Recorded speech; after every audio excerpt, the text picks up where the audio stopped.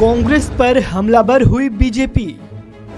गुजरात में श्रद्धा वॉकर बना मुद्दा। बीजेपी की क्या है पूरी प्लानिंग? दिल्ली के श्रद्धा वॉकर केस को लेकर गुजरात की राजनीति भी गरमाने लगी है। पूरे देश को हिलाकर रख देने वाले इस मामले पर बीजेपी अब कांग्रेस को घेर रही है। हाल ही में असम के मुख्यमंत्री ने भी एक चुनावी सभा में कहा कि अगर देश में एक ताकतवर नेता नहीं होगा तो फिर हर शहर में एक आफताब होगा।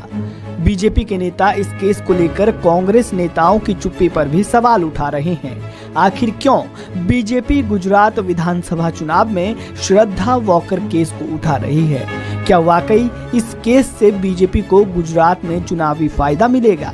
इस स्पेशल रिपोर्ट के जरिए हम यही समझने की कोशिश करेंगे। गुजरात में चुनावी पारा अब चरम पर चढ़ चुका है।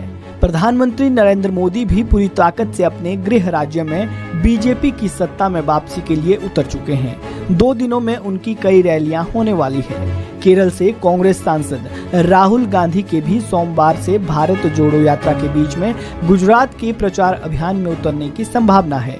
चुनाव गुजरात में सरकार बनाने के लिए हो रहे हैं, लेकिन बीजेपी के तमाम बड़े नेता दिल्ली के मेहरौली इलाके में हुए सनसनीखेज श्रद्धा वॉकर हत्याकांड का मुद्दा उठा रहे हैं। पार्टी इसके माध्यम से खासकर कांग्रेस को निशाने पर लेने की कोशिश में है।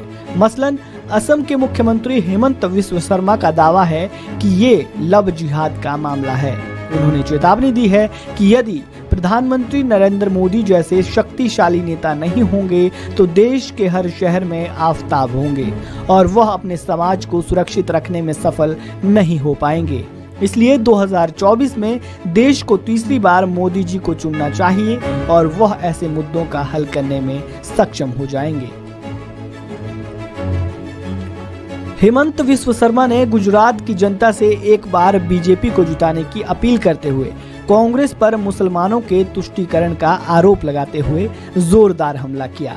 अकेले शर्मा नहीं, बीजेपी के कई नेताओं ने श्रद्धा वॉकर केस का मुद्दा गुजरात चुनाव में उठाकर देश में कथित लव जिहाद के प्रति वोटरों को आगाह करने की कोशिश की है।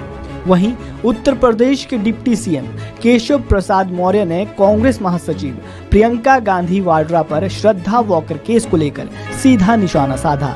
उन्होंने कहा कि यूपी में तो प्रियंका कहती है कि लड़की हूँ, लड़ सकती हूँ, लेकिन श्रद्धा के साथ हुई जघन्य वारदात पर मुंह नहीं खोल रही है, क्योंकि उन्हें लगता है ऐसा करने पर उनका वोट बैंक घट जाएगा।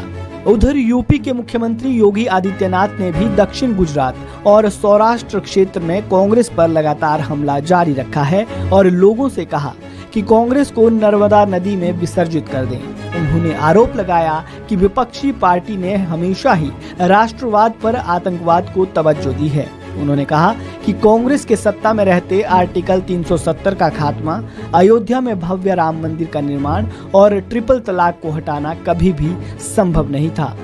गुजरात चुनाव में राष्ट्रवाद का मुद्दा हमेशा से एक प्रभावी विषय रहा है।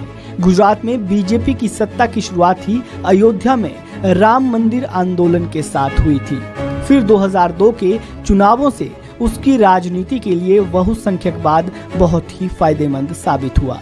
प्रधानमंत्री नरेंद्र मोदी की लोकप्रियता गुजरात से निकलकर पूरे देश में मजबूत हुई है, तो उसके पीछे भी बीजेपी की यही विचारधारा है, जिसमें कांग्रेस को चौतरफा घेरना उसके लिए बहुत आसान हो जाता है।